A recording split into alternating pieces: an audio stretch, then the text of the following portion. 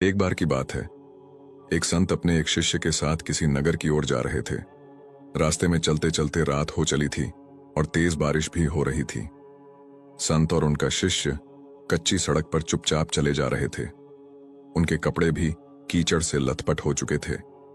मार्ग में चलते चलते संत ने अचानक अपने शिष्य से सवाल किया, वत्स, क्या तुम बता सकते हो कि वास्तव में सच्चा साधु कौन होता है? संत की बात सुनकर शिष्य सोच में पड़ गया।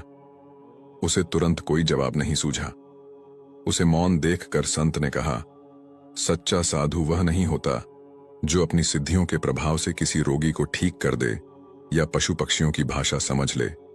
सच्चा साधु वह भी नहीं होता जो अपने घर परिवार से नाता तोड़ पूरी तरह बैरागी बन गया हो या जिसने मानवता के लिए अपना जीवन समर्पित कर दिया हो। शिष्य को यह सब सुनकर बहुत आश्चर्य हो रहा था। वह तो इन्हीं गुणों को साधुता के लक्षण मानता था। उसने संत से पूछा, गुरुदेव, तो फिर सच्चा साधु किसे कहा जा सकता है? इस पर संत ने कहा, वत्स, कल्पना करो कि इस अंधेरी तूफानी रात में हम जब नगर में पहुंचे और द्वार खटखटाए। इस पर चौकीदार हमसे पूछे कौन है और हम कहें दो साधु। इस पर वह कहे, मुफ्तखोरों, चलो भागो यहां से। न जाने कहां कहां से चले आते हैं। संत के मुख से ऐसी बातें सुनकर शिष्य की हैरानी बढ़ती जा रही थी। संत ने आगे कहा, सोचो, इसी तरह का व्यवहार और जगहों पर भी हो। हमें हर कोई उसी तरह दुत्कारे, अपमानित करे, प्रताड़ित करे।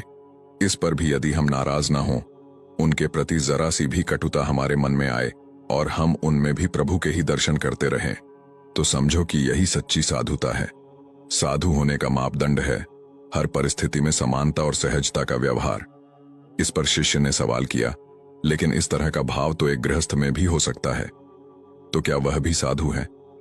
संत ने मुस्कुराते हुए कहा, बिल्कुल है। जैसा कि मैंने पहले ही कहा कि सिर्फ घर छोड़कर बैरागी हो जाने से ही कोई साधु नहीं हो जाता।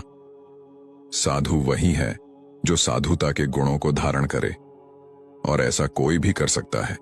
जय जय श्री राधे। एक बार